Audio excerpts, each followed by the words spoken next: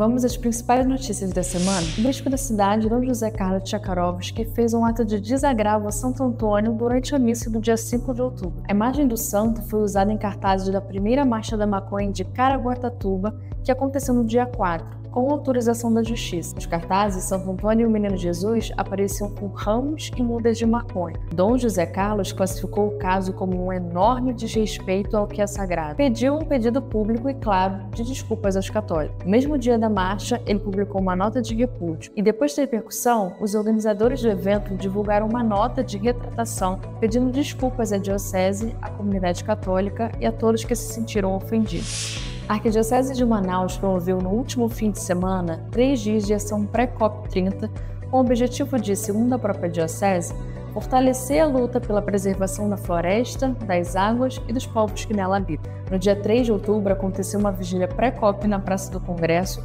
reunindo organismos da sociedade civil, movimentos sociais e lideranças religiosas. Já no dia 4 de outubro, festa de São Francisco de Assis, foi celebrado o Jubileu da Terra, Água e Floresta. A missa foi presidida pelo arcebispo cardeal Leonardo Steiner, que afirmou na homilia que os dominadores não compreendem que a água é irmã, o sol é irmão e a terra é mãe, que toda obra criada participa da obra da redenção. Encerrando o ciclo, no dia 5 de outubro, aconteceu o Jubileu dos Povos Originários, com lideranças indígenas, falando sobre território, clima, juventude e saberes ancestrais. O palco foi decorado com a cruz do Jubileu da Esperança, redes indígenas e a imagem de uma mulher grávida, semelhante à que foi associada a Pachamama durante o Sínodo da Amazônia em 2019. O Papa Leão XIV destacou que a sinodalidade não pode prescindir da autoridade que Cristo deu aos bispos. A declaração foi feita em um texto enviado aos participantes do Congresso Teológico. Que tipo de bispo numa igreja sinodal? Realizado na Itália entre os dias 6 e 9 de outubro. O encontro refletiu sobre a figura e o ministério dos bispos em uma igreja sinodal, partindo da ideia de que não há verdadeiro caminho sinodal sem repensar o papel do episcopado. Em sua mensagem, o Papa afirmou que a sinodalidade autêntica exige escuta e participação de todos os batizados, segundo a própria vocação, mas não pode abrir mão da autoridade conferida por Cristo ao colégio episcopal como sucessor de Pedro à frente. Pela primeira vez na história, o corpo de São Francisco de Assis será exposto à veneração dos fiéis.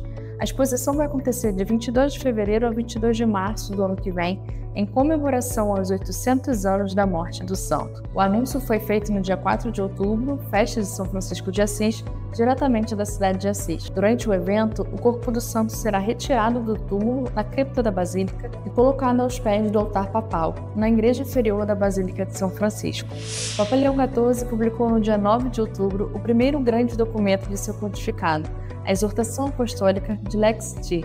Dulciamei, sobre o amor para com os pobres. O documento tinha sido começado pelo Papa Francisco e Leão XIV diz no início da exortação que a recebeu como herança de seu antecessor. O Papa diz na exortação que os pobres não são só objetos de caridade, mas evangelistas que podem levar os fiéis à conversão por meio de seu exemplo de fraqueza e confiança em Deus. Ele escreve que toda a vida de Cristo é um exemplo de pobreza e que, se a igreja quiser pertencer a Cristo, deve dar aos pobres um lugar privilegiado. Leão XIV diz que, para os cristãos, os pobres não são uma categoria sociológica, mas a própria carne de Cristo.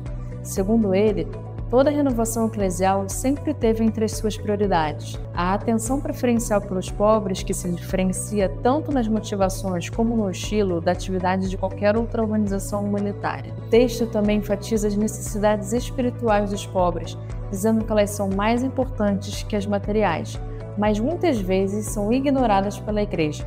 Para o Papa, a pior discriminação que sofrem os pobres é a falta de cuidado espiritual. Quer saber mais? Acesse acdigital.com, onde todo católico se informa.